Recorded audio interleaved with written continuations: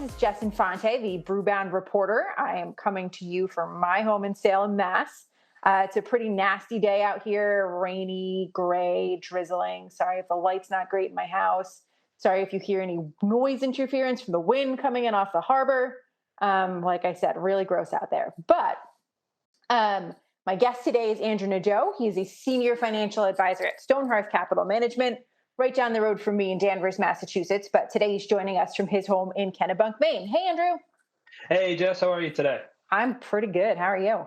Good, thank you. Good. Yeah, Gotta good. concur with you. Pretty nasty day out there today. Right? I mean, it's not the worst thing in the world for us to all be stuck inside. No, definitely not. So today we're going to talk about the Paycheck Protection Program, how it can help, what other options are available, what financial steps breweries can take right now in these really uncertain times. Stonehearth has published a really extensive white paper on PPP loans, which is a great resource that you should check out. We've linked to it in a few Brewbound stories. You can also find it by Googling. You could probably find it by finding me or Andrew on Twitter. But we've covered at Brewbound pretty extensively, and likely you know the Paycheck Protection Program, or PPP or Triple P, is part of the Coronavirus Aid, Relief, and Economic Support Act, or the CARES Act. This is intended to help small businesses get their employees back to work and really kind of just funnel money to people. It includes $349 billion, billion with a B, in loans through the Small Business Administration that can be used for payroll, rent, utilities, interest on mortgage, and other debts. Loans have been calculated at 2.5 times a business's monthly average payroll based on historic data from the past year, up to $10 million per business. 75% of the money received has to be spent on payroll, and as long as that money is spent within 8 weeks of being received, it's eligible almost for complete forgiveness, except for funds spent on non-mortgage debt. Any non-forgiven loan money must be repaid in 2 years, and there's a 6-month deferral period. Interest rate is at 1%, and there are no fees for borrowers. Andrew, did all of that sound right to you? That all sounds great. That was a great recap, Jess. Oh, thank you. I feel like I could explain this program in my sleep. So That's right. You could be a financial advisor. definitely not. Nobody wants me to be their financial advisor. So program was rolled out on April 3rd. The CARES Act itself was signed into law on March 27th. So that's just a week, really, really fast. And as soon as the application window opened, applications streamed in from all over the country, and it seems to be really popular. So, Andrew, we know a lot of breweries have applied for loans. They're either waiting to hear or they've heard that they are approved. What do brewers who receive PPP loans need to do in the next month and the next 3 months and the next 6 months? What does life look like when you take one of these packages? Yeah, so I think that's a great question. I think for someone who's been approved for the PPP or has received their proceeds, I would firstly direct them to the Small Business Association, the SBA website. Because the SBA, essentially after the CARES Act was enacted, was given 15 days to kind of lay out rules of the road, so to speak, as to how these loans were going to work and clarification on the rules surrounding them. So for those who applied early, because obviously, as you mentioned, I mean, that process opened and essentially the floodgates and opened and everybody kind of raced in and started applying. So for those who applied early, I would just start there to make sure you reviewed all the criteria and all the pertinent loan information as it relates to your situation. There's also a few helpful series of FAQs on there, on their website as well, that I would check out, and that just kind of answers a lot of the basic question as it revolves with regard to PPP. And then secondly, for breweries who received their PPP loan approvals, the next step would be to focus on where's the best use of that capital going to be over the next 8 weeks, essentially. And the CARES Act, as you mentioned, lists out specific purposes that the proceeds can be used for. First and foremost, that's going to be for the people, and bringing back employees, providing them with benefits such as healthcare, paying mortgage obligations, paying rent, paying utilities. And it's really going to be, or the funds are really, again, meant for that purpose. So given that a lot of breweries have either shuttered operations or running at a very much lower capacity, some thought should be given as to where the best use of those proceeds, and it's not going to be a one-size-fits-all kind of scenario for everyone. So, for example, as the name applies, because it's geared toward providing payroll assistance to small businesses, because breweries have had to lay off staff and had to go to kind of these reduced headcounts, a lot of them are going to have to start thinking about, okay, do I bring back my staff and just pay them to kind of hang out at home? Or is it going to be something where I view this as just a 2-year low interest loan that I can take and invest somewhere else in my business? So that's just one thing that these breweries are going to want to, or additional thing these breweries are going to want to consider over the next month. But then kind of going forward over the next 3 months, because the CARES Act was rolled out so quickly, and while it's robust and very impactful stimulus, I think there's still a lot of clarification that needs to be done on it. I think that there's a lot of questions that need to be answered, and there's been a lot of bottlenecks and a lot of things that need to be addressed. So for those people that are either getting proceeds or going through this process, I would stay up to date, stay current with what's going on, monitor the legislation, because as additional stimulus gets debated or gets added into the program, Congress is talking about adding in another $250 billion in additional stimulus to the PPP currently. And while that hasn't been approved, it's being actively debated.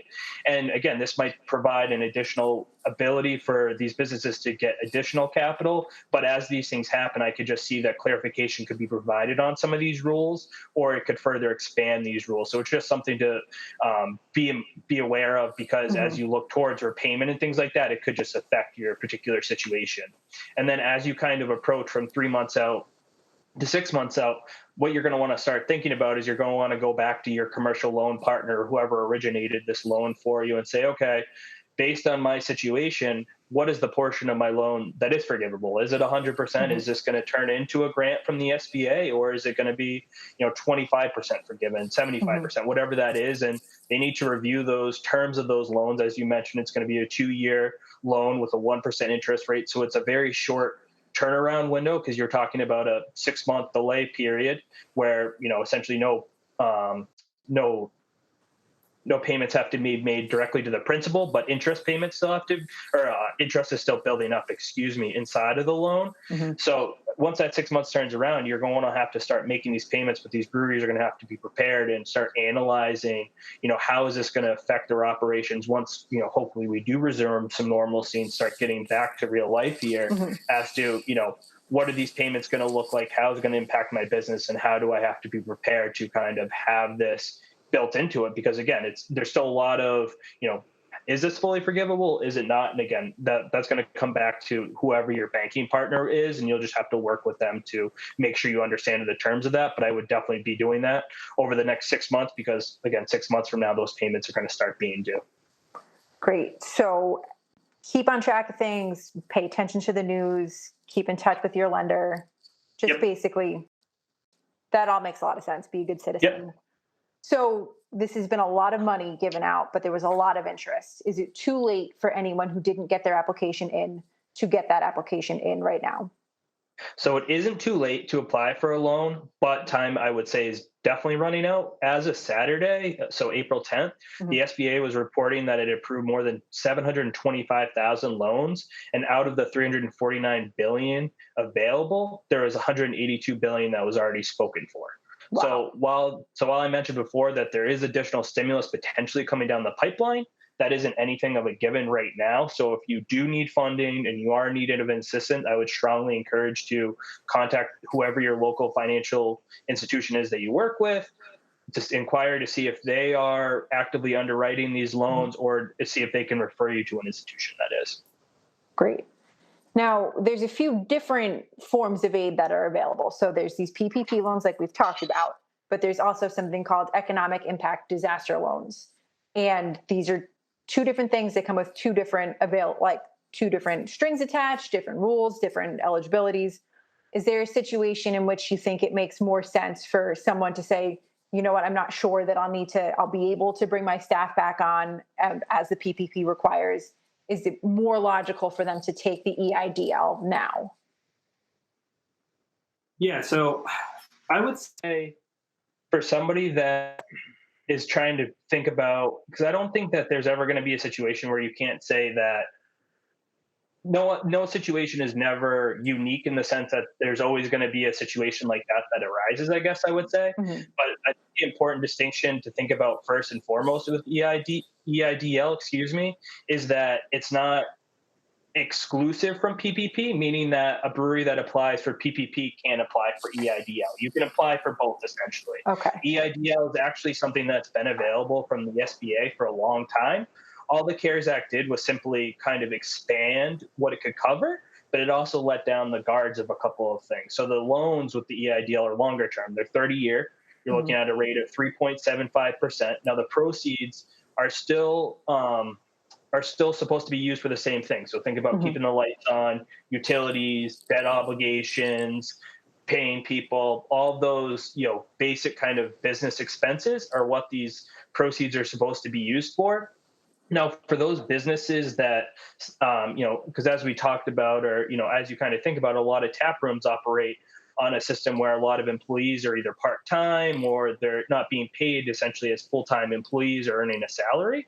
So in that situation, for a brewery, that's with a bigger operation such as a Jack Abbey or, even a Trillium, for example, 2.5 times their monthly payroll expense may not make a huge dent essentially in their cash flow obligations or kind of the stress that they're facing right now. So they may need to evaluate essentially whether EIDL is a better route for them or something that they should be adding on, and in addition to also, acquiring or looking into a PPP loan. But again, that would just kind of be a one-off or one area where I would see that. And the other thing with the EIDL is that the SBA has actually made the process simpler. So for businesses that have looked at it before, usually what you have to do is you have to exhaust all of your financial options before you can apply for EIDL. But the SBA has made it has made it so that you can actually have your application approved just based on your credit score or on the applicant's credit score now. So that provides essentially a much shorter window, essentially, from when a business can apply to actually when they can get their funding, which streamlines the process, tremendously comparatively to how it's traditionally run. And so that also can provide a way for businesses that may have thought that this could be a good solution in the past, just to kind of reevaluate it to see, is this something that I can use again to help get my business over this threshold from, today to tomorrow?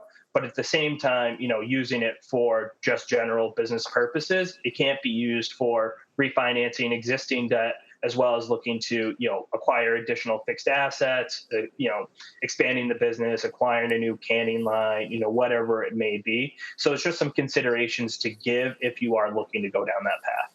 I gotcha. That makes a lot of sense. So the EIDLs normally, let's say, in not the situation that we're in right now, like say an area is affected by a hurricane. Yes. That is normally what would trigger EIDL. I got you. So yep, spot on. Great. But this is unfortunately affecting the whole world, but affecting our entire country. And a lot of the businesses that we're talking about were asked, some of the first asked to close down, and they had to close down just, for the health and safety of everyone else. So exactly. Certainly a situation that we've never really seen before. No. So one of the PPP program, well, I guess PPP program is redundant. One of the goals of the PPP is to get people back on payroll at employers and not have them collect unemployment, because that system is really, really taxed right now with, I think we've hit 16 million people applying over the past 3 weeks. Yeah, I think that sounds about right. Yeah. Yeah, we haven't seen that since, I think that was the peak of the Great Recession. Yeah. But yes. Anyway. So as a company who accepts PPP money, are they required to bring back everyone that they've laid off or furloughed in the 8 weeks that they have to spend that money? Because we've seen breweries lay people off a month ago. So yeah. So for those breweries that have laid people off, they still do have a window. So they are able to bring back employees up until June 30th to still qualify to have up to 100% of their loan proceeds forgiven. Okay. Now that's to have their loan proceeds forgiven, and that's important because just in order to qualify for a loan, you don't have to say, hey, I'm going to bring back all of my employees. That's not actually accurate. You can still get approved for a loan, but in order to actually have that forgiven, you would have to bring back your employees at the same head count that it was at before. Great. And when we say bring back, we can just be saying they are rehired, they're not coming in, they're still working at home, but we are just, paying them direct deposit like we always have. Exactly. 100%. Okay, great. That makes a lot of sense. Yep. I feel like how should breweries be tracking their spending during the shutdown? So for breweries right now, I would say whatever method of, kind of spending or expense tracking that they're doing right now, I would kind of keep everything status quo. I would just make sure that those payments or those costs that you have that are going to be paid for by proceeds of a PPP loan. I would just make sure that you're categorizing those appropriately, you're capturing them, and just making sure that you're protecting yourself and having an accurate accounting of those numbers. Mhm. Just so that way, again, you're just checking all of your boxes as these things go along, and just as you go to either look to see have your loan forgiven or to Mhm. repay it, just so that way you have an understanding and you can kind of essentially make sure 1 + 1 = 2. Mhm. The other thing that I would suggest, along with that, when thinking about the expenses and the cash flows, I would also recommend for any of these businesses to kind of think about breaking out this series of expenses or cash flow and think about, okay, looking at my long-term projections and the growth rates that I've, looked at as to where I want to take my brewery over the next 1 year, 3 year, 5 years, 10 years, whatever that may be. And those projections I probably shared, with my investors or my fellow partners, are Mhm. those still accurate? Are those still relevant? And I would kind of utilize this timetable as kind of a stress test to say, okay, because it is kind of worst case to say, okay, tomorrow I had to close down my brewery, what would the impact be on my cash flow situation?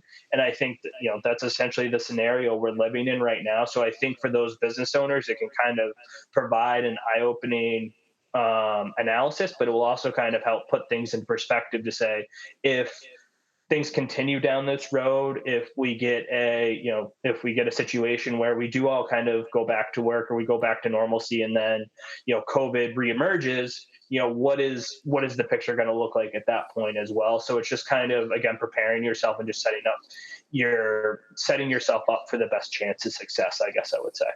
That makes so much sense. So when you're looking at your, 5-year, 10-year plan, and let's say you probably had some really big expensive projects down the road if Yeah. you wanted to build out a second location, expand your current location, what should you be doing with those plans right now? So if you are thinking about doing any big CapEx expenditures, I would say at least until June 30th, unless you have dedicated funding associated with them. You already have the cash laid out, it's Mhm. already dedicated, the I's are dotted, the T's are crossed, then move forward with those. But any other expenditures, I would just recommend holding off until June 30th, just because the PPP and all of these loans are very specific about what the proceeds are to be used for. So you Mhm. just don't want to run afoul and have any situation where somebody may be questioning essentially your financial outlays or something like that, or putting yourself Mhm. in a position where you think that this was going to be forgivable, but it's not forgivable because I just bought a new fermenter, or I expanded my canning capabilities, whatever that may be. Gotcha. So when you're looking at your funding right now, not your funding, your expenses right now, and you obviously you got to pay your staff, you got to pay your Yep. rent or your mortgage, your utilities, whatever. Would it be appropriate or okay to right now say ramp up your local marketing budget a tiny bit if you're doing curbside pickup or local delivery, just doing something to get your word out that hey, we are open and this is what we're doing. Are those kind of Yeah. expenses okay? Yeah, and I agree. I wholeheartedly agree with that, because as somebody that's benefited from the curbside pickup and from the home delivery personally, shout out to Bissell Brothers, but that it has been a great service, and I think that as people kind of catch on to it, I think it's only catching more fire. So I think Mhm. it helps get the name out there, and it shows that these businesses are willing to be resilient during times of stress like that.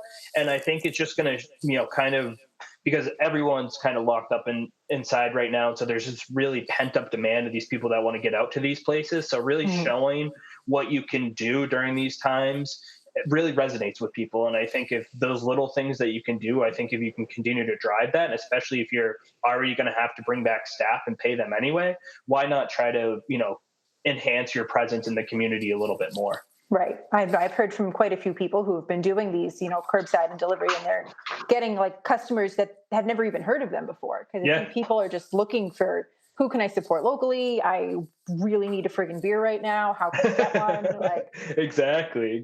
so what it's a crazy, crazy situation. But I mean, what do you think the next package can have that could benefit small businesses? I know they're talking about adding more to PPP, Yep. but PPP is really for the workers, for the employees. Like, Yeah. is Yeah. there anything that could help the companies at large?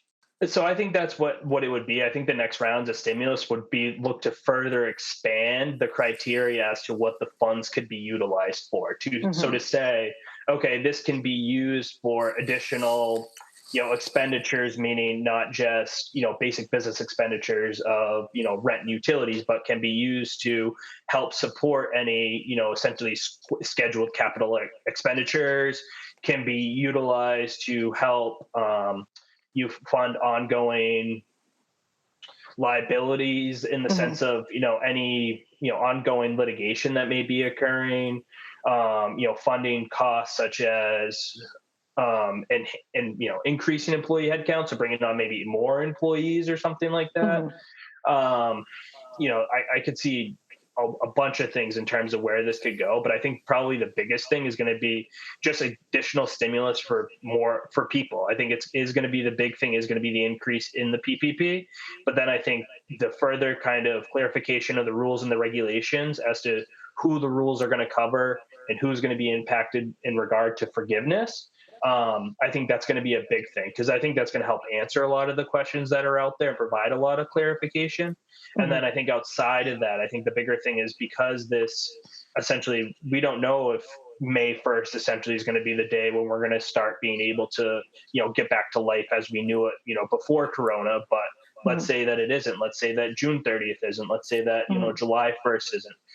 As I referenced, earlier on, this funding is only supposed to be used up until June 30th. So Right. if we're still in this situation, essentially 2 months from now, what is that going to look like? And I think that's where the additional stimulus would help again provide cash flow or provide stimulus and funding to be able to get these businesses from June 30th to September 1st or through the end of the year, whatever may be needed.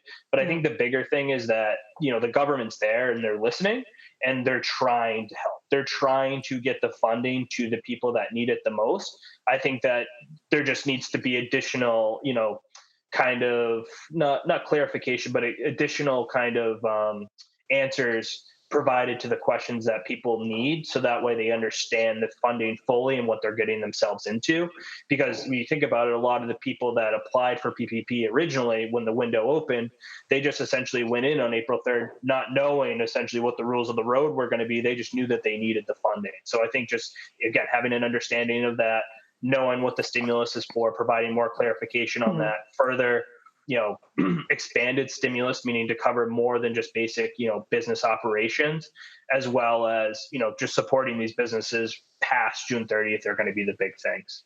I see. What parting advice would you give to any brewers who are weighing their options right now?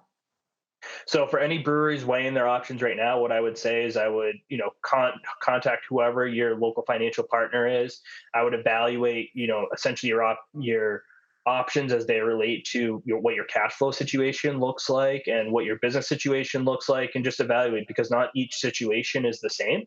So Hmm. while, your friend down the street at a different brewery may be, just utilizing an employee retention credit or a payroll credit or something like that, that's great for them, but that may not be right for you. And a PPP loan may be right for you, but it may not be right for the guy that you're going to be talking to later today, whatever that may be. So just reviewing again what the best solution is for your situation, and not jumping into things too fast. Having a good understanding of what you're getting into, what the terms are, what that impact of that is going to be on your business, and thinking about what you need for your business in order to get it Hmm. from today until tomorrow. Great, really sound advice. Thank you so much. I hope this helps somebody. I'm sure it will. Me too. I hope so as well.